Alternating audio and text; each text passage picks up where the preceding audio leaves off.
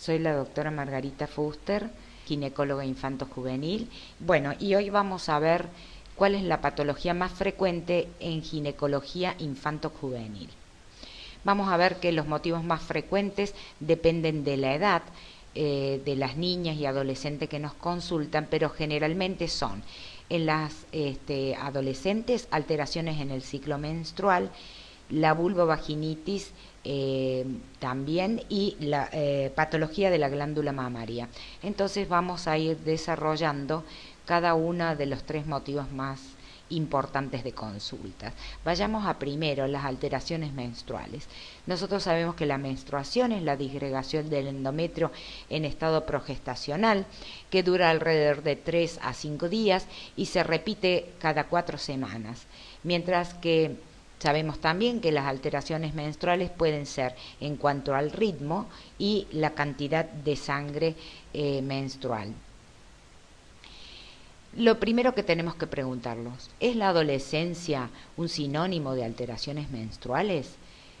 Para ello vemos cuál es el motivo de consulta y sabemos que es el motivo de consulta más frecuente, junto con las vulvovaginitis, pero vamos a hacer un estudio de ello. El doctor Méndez Rivas, en su tesis doctoral en el año 82, nos dejó una gran enseñanza, es decir, estudió una gran cantidad de pacientes adolescentes posmenarca inmediata y vio que el 49% de ellas iniciaban sus ciclos y se mantenían regulares, sin cambios, mientras que el 51% eran irregulares después de su primera menstruación. Después dejó pasar un tiempo sin tratarlas, simplemente observándolas y controlándolas, y se dio cuenta que 3 años posmenarca, el 57% de estas del grupo del 51% de las pacientes que permanecían irregulares, solas el 57% se regularizaron, mientras que solamente el 43% permanecían con irregularidades menstruales. Entonces, si nos ponemos a ver, solamente un 23% del total de las pacientes desarrollaron irregularidades menstruales sin tratamiento, es decir, solamente con el control médico, es decir, adolescencia no es sinónimo de alteraciones menstruales, solamente un 23% de las pacientes la pueden desarrollar. Pero ¿qué es lo que nos tiene que importar a nosotros como pediatras o como médicos ginecólogos de los trastornos menstruales? Primero, que sean simples y no complejos. ¿Y qué diferencia hay entre uno del otro? Los trastornos menstruales simples tienen la característica que se originan por inmadurez del eje hipotálamo hipófiso ovárico, suceden siempre posmenarca inmediata, pero tienen un carácter transitorio, es decir, no van a prolongarse más de 3 años y no se acompañan de síntomas endocrinológicos como son hirsutismo, aumento de la presión arterial, obesidad, diabetes, etcétera. Mientras que los complejos, a pesar de que también comienzan inmediatamente posmenarca, es decir, en la adolescencia, tienen con el tiempo repercusiones en la fertilidad y tienen repercusiones metabólicas y se asocian con algún síntoma endocrinológico como anteriormente les comenté. Tenemos que saber vislumbrar cuál es aquella patología que comienza en la adolescencia y que si no la tratamos y le hacemos un diagnóstico precoz en esta época puede llegarnos a la esterilidad. Ellos son la anovulación crónica, los ovarios hiperandrogénicos, la amenorrea por pérdida de peso, la falla ovárica precoz y la hiperprolactinemia. Todas ellas se van a acompañar con síntomas endocrinológicos y van a tener repercusiones en la fertilidad de la paciente. Dentro de las alteraciones menstruales, para ser prácticos, las podemos dividir en aquellas que producen disminución del caudal de sangrado o patrón de sangrado menstrual, que esas las tenemos que hacer un diagnóstico diferentes a aquellas que causan aumento del patrón del sangrado. Aquí el problema para el médico es averiguar cuál es el diagnóstico. El interrogatorio detallado es muy importante, es ver si comenzó con la menarca o comenzó después de un tiempo de la menarca, es decir, secundario a la menarca. Tenemos que tener en cuenta un examen físico completo en la paciente, comprobando cuál es su estadio de desarrollo tanto de Tanner mamario como pubiano, explorando glándula tiroidea. Y dentro de los métodos complementarios de gran ayuda es la ecografía, que nos brinda información en cuanto a sus órganos genitales internos, el tamaño del útero, el tamaño del endometrio, el tamaño de los ovarios. Dentro del laboratorio tenemos que pedir ambas gonadotrofinas, FSH y LH, y también estraviol plasmático. Importante para ver el desarrollo y el trabajo del ovario, prolactina, TSH y T4, o bien anticuerpos antiperoxidasa ovárico. Todo eso tomado en el periodo, en la fase folicular temprana, es decir, entre el tercer y quinto día del comienzo menstrual. Y dentro de las pruebas funcionales, las que si todo lo que hemos visto está bien y hemos descartado un embarazo, en el caso que la adolescente tenga relaciones sexuales, hacer las pruebas funcionales, que es el test de la progesterona y el test de estroprogestágeno. ¿Cómo se hace el test de la progesterona? Administrando progesterona por vía oral, por vía intramuscular o por vía por medio de óvulos intravaginales durante 10 días y después retirándoselos. Entre el día 1 y 6 tenemos que tener una deprivación normal.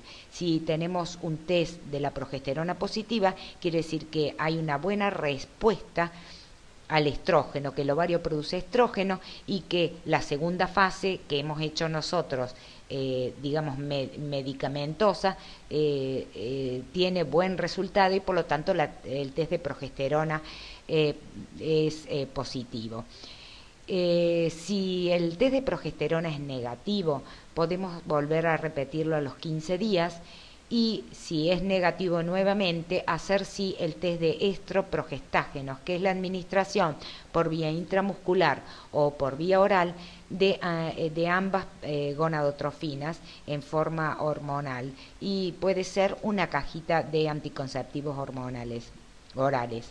Si es positiva el test de estroprogestágenos, quiere decir que el endometrio responde y que esa amenorrea o esa oligomenorrea no es grave, sino es que es simple, mientras que si no responde, el problema sí es grave y está en el endometrio, que no responde a las hormonas sexuales femeninas, y en ese caso se tendrá que seguir haciendo estudios más detallados.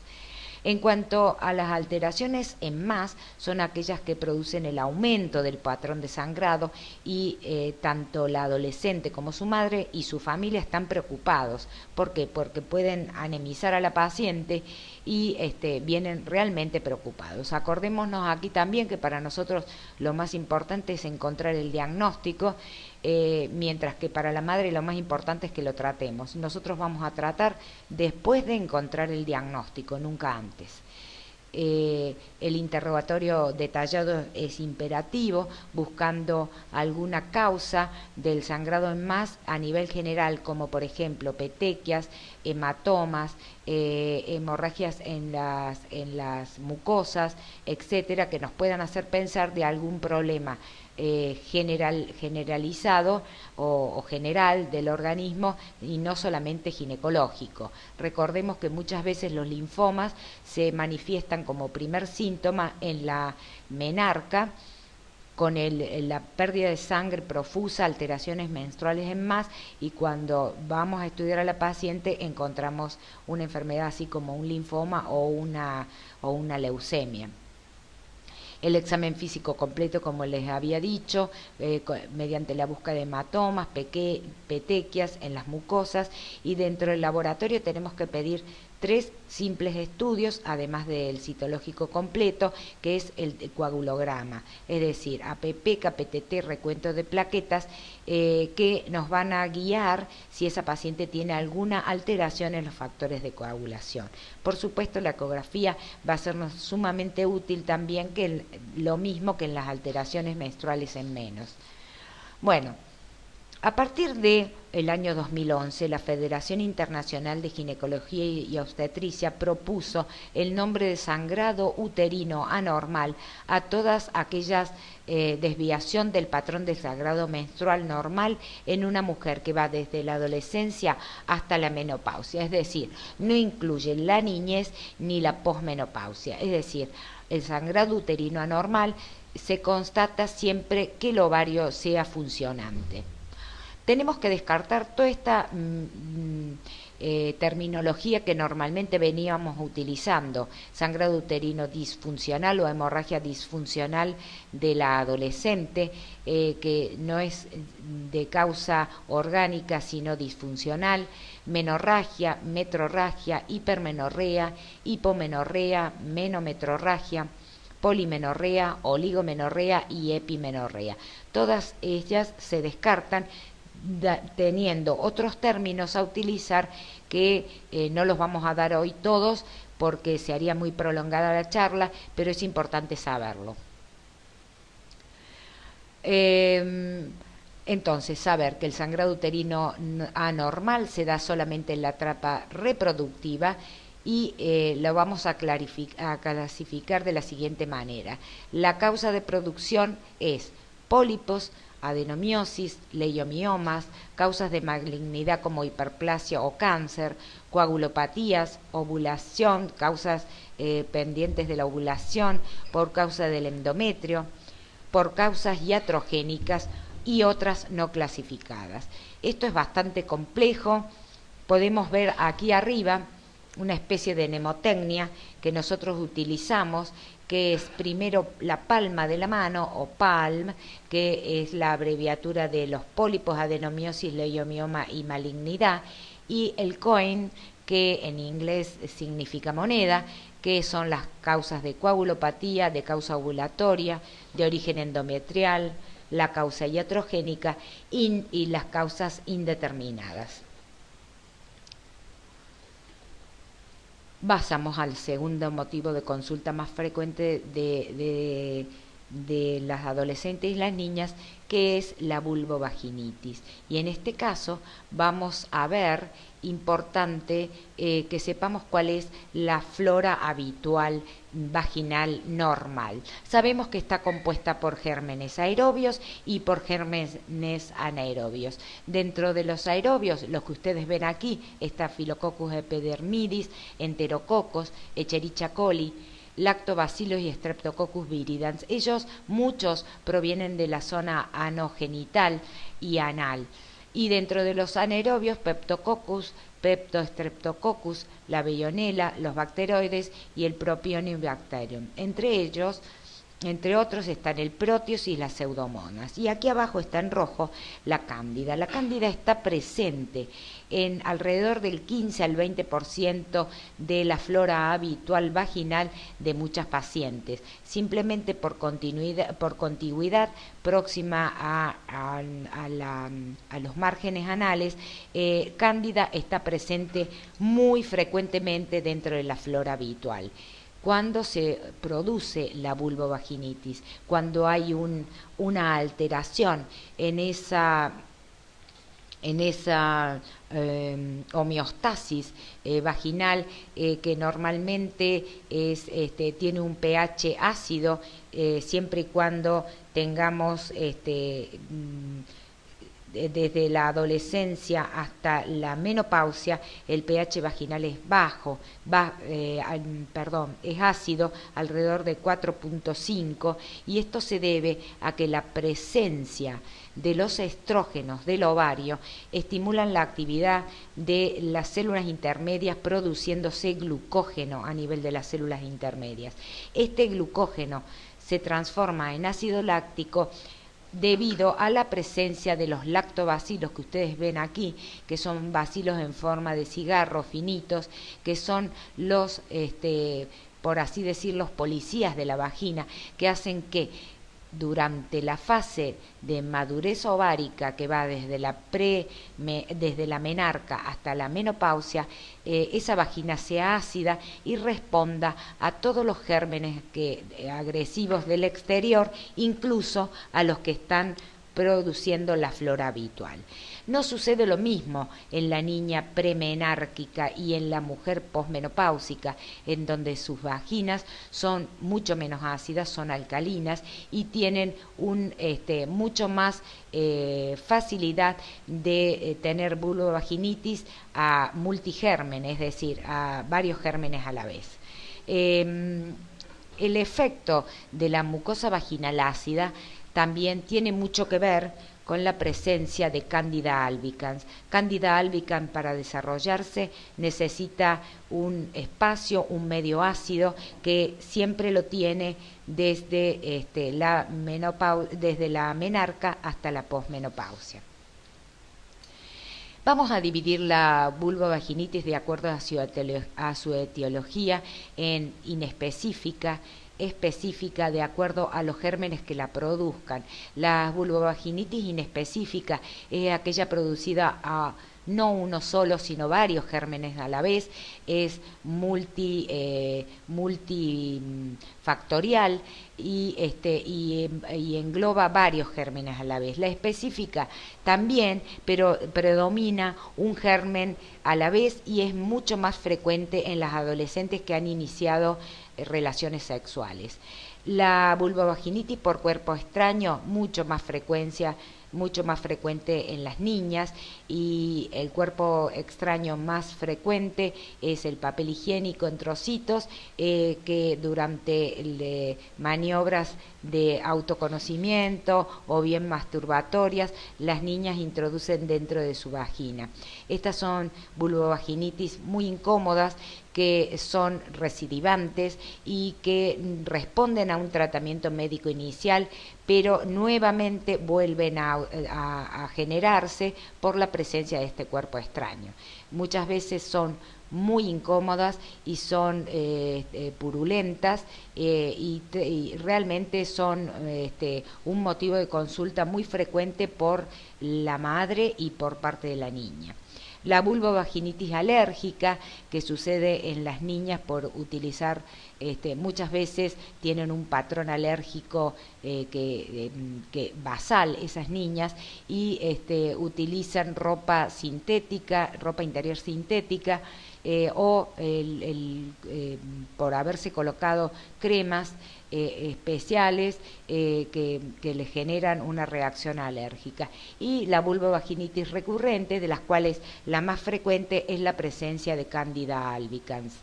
Y se ha visto que en nuestro medio también otra de las especies de cándida muy frecuentes en la recurrente es la Cándida glabrata.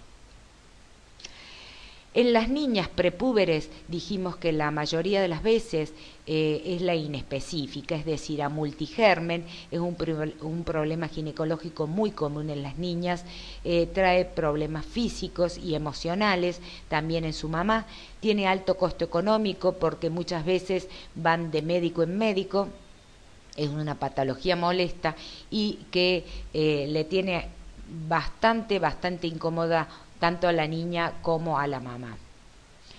Aquí vemos todas las específicas, que son mucho menos frecuentes en las niñas, en donde vemos que las más frecuentes son el estreptococo beta hemolítico del grupo A, que es de todos el más frecuente, casi el 60% en la frecuencia de las vulvovaginitis específicas, y esto es por el contacto con el estreptococo que tienen las niñas y por la fase oral, anal, que también tienen sus hábitos, sobre todo nocturnamente, de colocarse la mano en la boca y después en sus genitales. el Haemophilus influenza, la Staphylococcus aureus, la Moraxella, el Streptococcus pneumoniae, la Shigella flexneri, que es una de las principales generadoras de vulvovaginitis hemorrágicas. Y también tenemos que tener en cuenta que dentro de las específicas y mucho menos frecuentes son aquellos gérmenes que están presentes cuando hay abuso sexual en las niñas.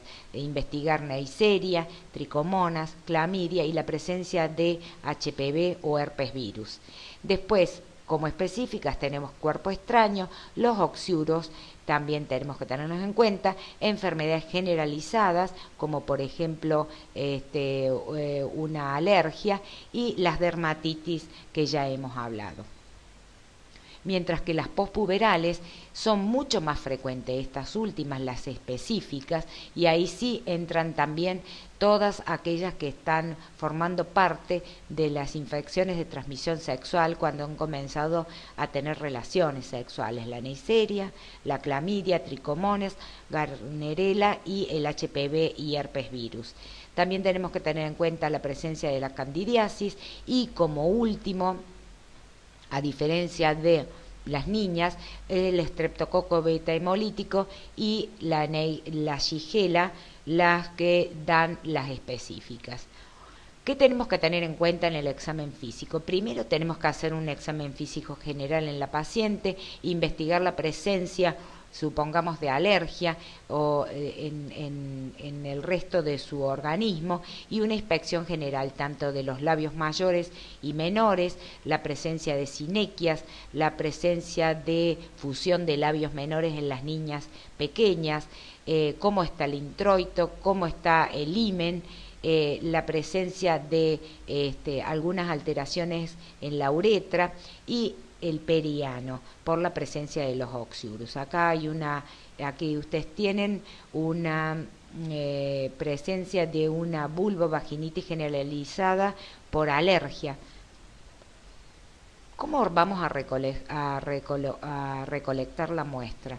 En pacientes vírgenes la toma siempre es con hisopo, y para ello le pedimos colaboración a la paciente, como les había dicho, con la presencia de guantes que le podemos dar para que nos ayude.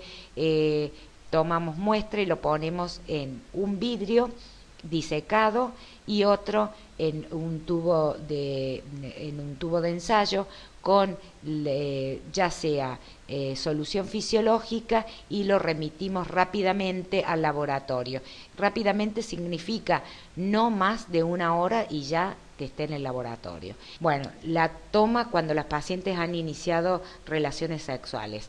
La tenemos que hacer colocando espéculo y tomando especial recaudo de tomar la toma endocervical, porque allí hay células endocervicales que son productoras de moco, que es donde se acantona tanto la clamidia como el gonococo. Entonces, si tomamos material del exocervix, epitelio plano estratificado, no vamos a tener buen material para estudio. Siempre tomar epitelio cilíndrico mucoproductor, que es allí donde se acantonan estos dos gérmenes específicos. Si no, también podemos tomar de uretra, y si la paciente tiene relaciones anales, tomar de las glándulas perianales. ¿Qué vamos a hacer? Todo depende de lo que tengamos en cuanto al laboratorio. Podemos tener un exudado vaginal directo si no tenemos un laboratorio cercano, y hacer el test de las aminas con la colocación de hidróxido de potasio directamente sobre el portaobjetos y ver si libera olor a pescado, y sabemos que estamos en presencia ya sea de tricomonas o de Gardnerella y el complejo GAM, que son los que exhuman olor a pescado en el caso de que les hagamos el test de las aminas. Si tenemos un buen laboratorio, podemos solicitar un test de Graham, un cultivo, incluso una PCR. Y nunca olvidar el examen coproparasitológico si vemos los márgenes perianales comprometidos dentro de esta vulvovaginitis. Recordar, y si no, directamente recordar que hay que tratar no solamente a la niña, sino también a toda su familia. ¿Cómo vamos a hacer la prevención de la vulvovaginitis? Eso es muy importante, hablándolo y promoviendo hábitos de higiene adecuados en la niña y en la adolescente. Muchas veces esos hábitos de higiene fallan en ambas edades, entonces enseñarle cómo higienizarse, enseñarle que los baños de burbujas son perjudiciales porque cambian el pH de la vulva y de la vagina y hacen que sea mucho más fácil la condición de la vulvovaginitis, evitar el sobrepeso por el tema de la humedad alrededor de la vulva, educar en el autocuidado, utilizando ropita no tan ajustada, cancanes y ropa interior de algodón, con controles periódicos y promoviendo en el caso de las adolescentes el uso de métodos de barrera. Bueno, y vamos a la tercer y último motivo de consulta, que es la patología mamaria. La glándula mamaria entonces es una glándula sudorípara modificada y sabemos que a partir de la sexta semana de gestación se inician los primeros cambios en la glándula mamaria que no dependen de hormonal y de la fase hormonal y por lo tanto se inician en ambos sexos, en las niñas y en los niñitos. Aparecen alrededor de la sexta semana lo que denominamos crestas mamarias, que son engrosamientos del ectodermo que van desde la axila hasta los pliegues inguinales, para luego desaparecer con excepción del segundo par, que es el que tiene desarrollado la mujer. Entonces, saber que en el segundo trimestre estos cordones mesenquimáticos darán origen a los conductos mamarios, que después nuevamente van a umbilicarse en forma de canales que después van a ser conductos para terminar en acinos. Entonces sabemos que tenemos un montón de canales que desembocan en conductos y esos a su vez en el pezón rudimentario y desembocan alrededor de 15 a 17 conductos mayores que van a ser los que van a formar la mama adulta. En el tercer trimestre intrauterino sabemos que por acción hormonal hay una canalización de los conductos tal como les había mostrado y una pigmentación de la areola y del pezón, pasando la glándula mamaria de ahí en adelante a estar en una fase hormonal de quietud, para después alrededor de la menarca por acción de los estrógenos ováricos y de la progesterona, producirse un desarrollo de todos aquellos conductos y posterior secreción de los lobulillos, proliferación del tejido conectivo y tejido graso y reemplazo parcial de este tejido por el tejido adiposo. Sabemos que en la menarca la glándula es densa, con escasez de tejido adiposo y por lo tanto con medio diagnóstico de imágenes ecográficas se las puede visualizar muy bien. Hay un aumento del volumen mamario, un aumento de la pigmentación de la areola y el pezón que la acompaña y alrededor de 3 años posmenarca la mama alcanza un estadio Tanner adulto, es decir, un estadio 5, como vimos en la anterior clase. ¿Cómo vamos a estudiar la patología mamaria? Primero hay que hacer una historia clínica detallada, hablar del autoexamen mamario, hablar del examen físico y mamario de la paciente. Sabemos entonces que la ecografía mamaria es el método de elección en todas aquellas pacientes, niñas y adolescentes, y solamente en casos sumamente limitados utilizamos la mamografía cuando sospechamos un tumor maligno, y es en contadas veces que lo hemos utilizado porque la ecografía tiene la ventaja de poder diferenciar perfectamente el tejido glandular que se ve claramente y como hay escasez del tejido mamario a esa edad se ve perfectamente, y tener en cuenta que la punción con aguja fina o PAF es un recurso muy importante para nosotros para hacer un diagnóstico, por ejemplo, de control de un fibroadenoma pequeño que todavía no es quirúrgico, y si tenemos una punción que nos acredita la presencia de un fibroadenoma, entonces nos quedamos tranquilos hasta que llegue el momento que sea quirúrgico y lo podamos sacar.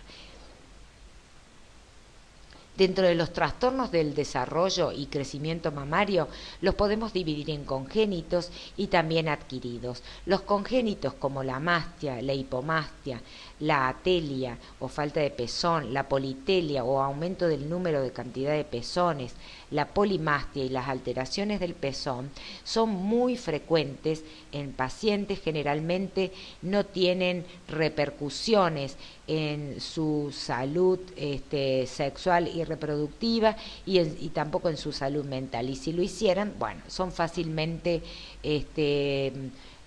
con cirugía plástica revertidos. Mientras que los adquiridos, como la telarca precoz, la asimetría mamaria, la hipertrofia virginal, la hipoplasia mamaria y las mamas tuberosas, también los podemos ver frecuentemente en las pacientes adolescentes. Esto es una asimetría mamaria que no es muy exagerada, hemos visto muy exageradas, y que lo que tenemos que esperar es el completo desarrollo de la glándula mamaria para que después podamos, mediante cirugía plástica, hacer que sus glándulas mamarias queden coincidentes en cuanto al volumen.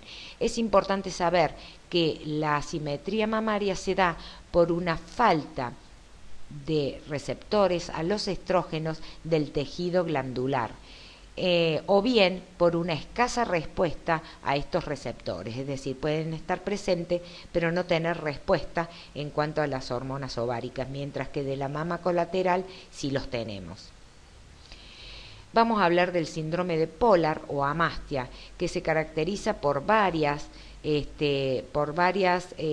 lesiones a la vez. Primero es la falta de glándula mamaria completa, tanto areola, pezón y volumen de la mama. Se acompaña con otras lesiones que pueden estar o no presentes. Pectum excavatum, es decir, el todo excavado, ausencia de hipoplasia del músculo pectoral o de los músculos de la cintura escapular. Se acompaña también de escoliosis, problemas en los dedos de la mano y malformaciones renales. Es una entidad bastante más frecuente de lo que pensamos y tiene a la paciente realmente muy mal, porque realmente le dificulta el desempeño de su vida. Esto se arregla con cirugía plástica. Vamos a ver lo que es la telarca precoz, que es el desarrollo mamario antes de los 8 años. Para ello tenemos que tener en cuenta que tenemos que descartar lo que es una pubertad precoz. ¿Cómo hacemos? Tenemos que primero tomar la edad ósea mediante una radiografía de la mano izquierda, hacer un urocitograma o bien valorar el nivel estrogénico en esa niña midiendo el estradiol plasmático. De ese modo vamos a determinar si estamos estamos en presencia de una pubertad precoz o bien es una telarca aislada. También tenemos que tener en cuenta que la glándula tiroidea tiene mucho que ver, entonces determinando TSH, T4 y anticuerpos antiperoxidasa tiroideos, vamos a ver si estamos o no en presencia de un hipotiroidismo, que nos puede dar también la presencia de una telarca precoz. La mama tuberosa es muy frecuente en las adolescentes, se da, acá dice que se da en baja frecuencia. Nosotros en el hospital hemos visto muchas. Esto es una falta de desarrollo en la base de implantación mamaria, es decir, no hay una circunferencia de implantación lo suficientemente amplia que hace que la mama se desarrolle alrededor de la areola y pezón. Entonces el volumen mamario crece hacia adelante, tirando a la mama hacia afuera en forma de un tubo, por eso se llama mama tubular también o tuberosa, deformando la areola y haciéndola mucho más grande y con el aumento de su circunferencia. Esto, el arreglo de esto, el tratamiento, es con cirugía plástica, produciendo sacando la circunferencia de implantación, aumentando la base de implantación y colocando una prótesis mamaria para que la corrija. La presencia de hipertrofia virginal es un motivo de consulta muy frecuente en las adolescentes, sobre todo en aquellas que han aumentado de peso bruscamente, que muchas veces se acompaña de estrías de color rojo vinoso alrededor de las areolas o el volumen total mamario. Esto se debe a un aumento de la sensibilidad de los receptores a los estrógenos y por lo tanto un aumento en el crecimiento desmesurado. Muchas veces es unilateral, pero lo más frecuente es que sea bilateral y se da después de la menarca, es decir, después que los ovarios han comenzado a su ciclo. También se da en pacientes embarazadas, es bastante frecuente en pacientes embarazadas y no es infrecuente que se dé por línea familiar materna, es decir, de una a otra hermana.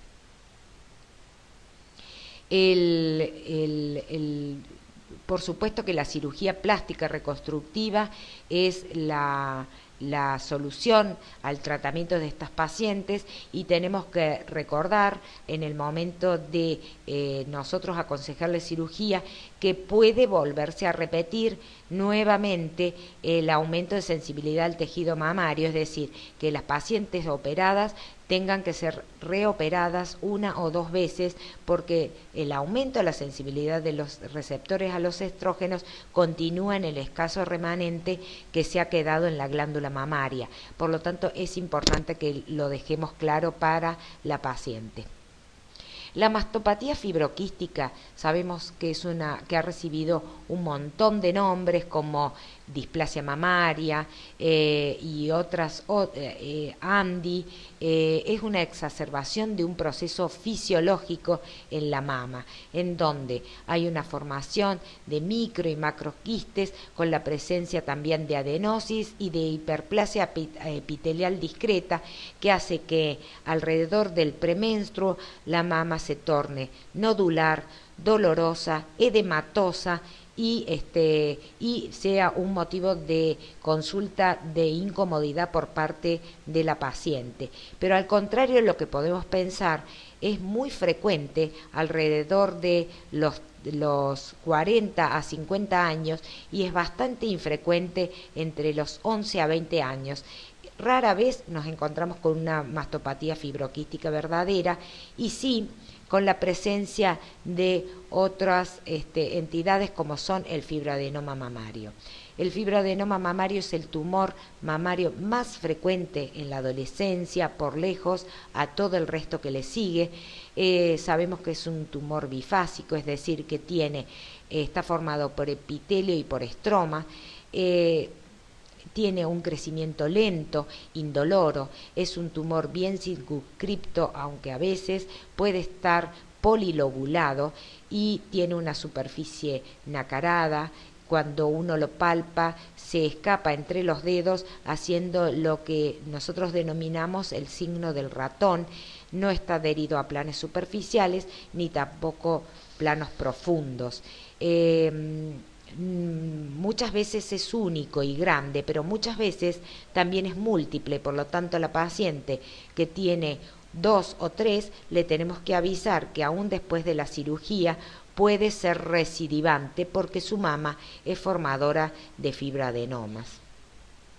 El diagnóstico lo hacemos en base a la clínica, la cual les hablé, que es móvil, no adherido a planos superficiales y profundos y además tiene el signo del ratón en cuanto a la ecografía y en cuanto a la punción con aguja fina.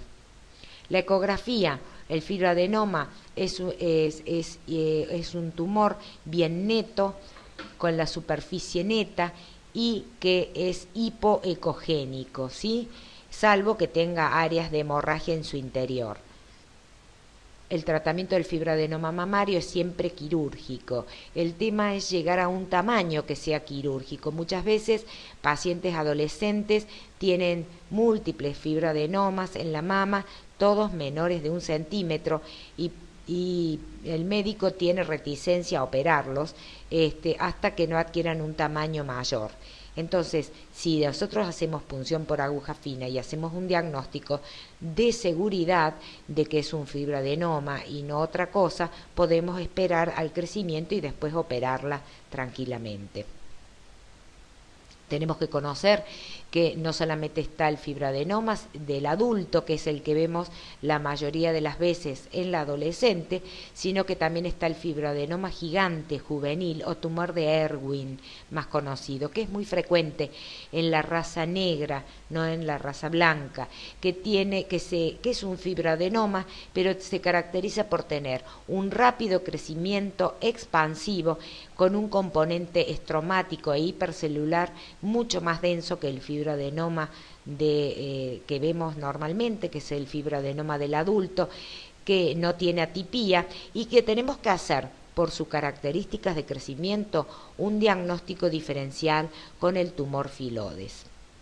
El tumor filodes también es el más frecuente de los tumores que tienen bifásicos, es decir, que tiene un componente estromal y un componente epitelial, pero aquí hay atipías. Entonces tenemos que saber que el comportamiento puede ser de tres clases. Primero, el benigno, segundo, el borderline y tercero, el maligno. Y esto se determina con una anatomía patológica en base a la cantidad de mitosis que tenga por campo. Más de 40 mitosis por campo, consideramos que ese tumor es maligno. Por lo tanto, el tratamiento tiene que ser bastante diferente al de los que hemos tratado hasta ahora.